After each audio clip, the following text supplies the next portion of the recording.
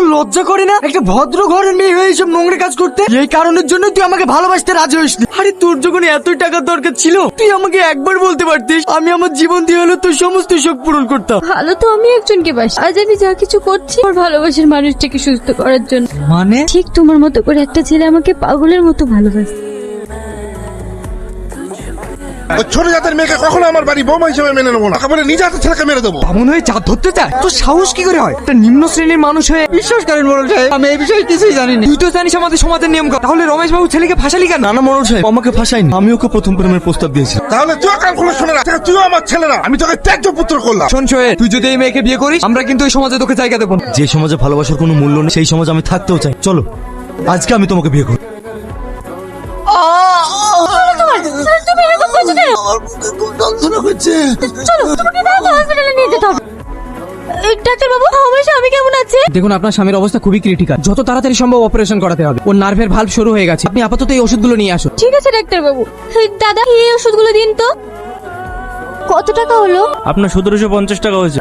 বলছি দাদা, আমার কাছে এই 500 টাকাই আছে, বাকি টাকাটা কালকে দিলে হবে না? এটা মুদিখানার দোকান পেয়েছো নাকি? যত সব, যাও এখান থেকে।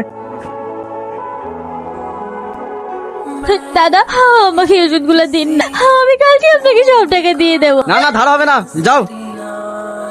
আমাকে কিছু টাকা দিন না, আমার স্বামী ভীষণ অসুস্থ। সরো সকালবেলায় কাজের সময় এসে কাজ ভাই। দয়া করে আমাকে কিছু টাকা দিন না, আমার স্বামীর ওষুধ কিনতে হবে। সকাল সকাল কোথা থেকে চলে আসে, যাও এখান থেকে। দাদা আমাকে কিছু টাকা দিন না, আমার স্বামী চিকিৎসা করাতে হবে। আরে বেবি, তোমার বিয়ে হয়ে গেছে? তুমি আবার আমাদের সাথে নাটক করছো না তো? নাটক কেন করবো? আমি সত্যি বলছি ভাই, আমার স্বামী খুবই অসুস্থ। আরে বুঝতে পারছিস না, এসব মেয়ে নাটকে এক্সপার্ট, আসলে সত্যি কথা বলতে পারছে না। হ্যাঁ বল, এক রাতের জন্য কত নিবি? তো 2000 টাকা। আরে আমি 4000 দেবো। এইসব আপনারা কি বলছেন? আপনারা কেমন বলছেন? আমি সেরকম মেয়ে না। মেয়েটার সাথে এরকম করছিস কেন? ছাড় ওর হাত। ওরা তোমার সাথে এমন ব্যবহার করছিল কেন? আমার স্বামী প্রচন্ড অসুস্থ, যদি কিছু টাকা চাইতে ওরা আমার সাথে এরকম অসভ্য দাবি করছিল। মানুষের মধ্যে থেকে মনুষ্যত্বটাই হারিয়ে গেছে। আমার মালিক খুবই ভালো মানুষ, উনি সব সময় গরিব মানুষদের সাহায্য করে। তুমি চাইলে একবার ওনার কাছে যেতে পারো। আমি তো চিনি না, আপনি আমাকে একটু নিয়ে চলুন না। চলো আমার সাথে। গত মাসে যে একটা নতুন মেয়ে আনবি বললি, সেটার খবর কি হলো? পুলিশের চাপে দাদা তুলতে পারি। দাদা বাহ, খুব টেস্টি তো। তুই তো দারুণ কাজ করেছিস রে।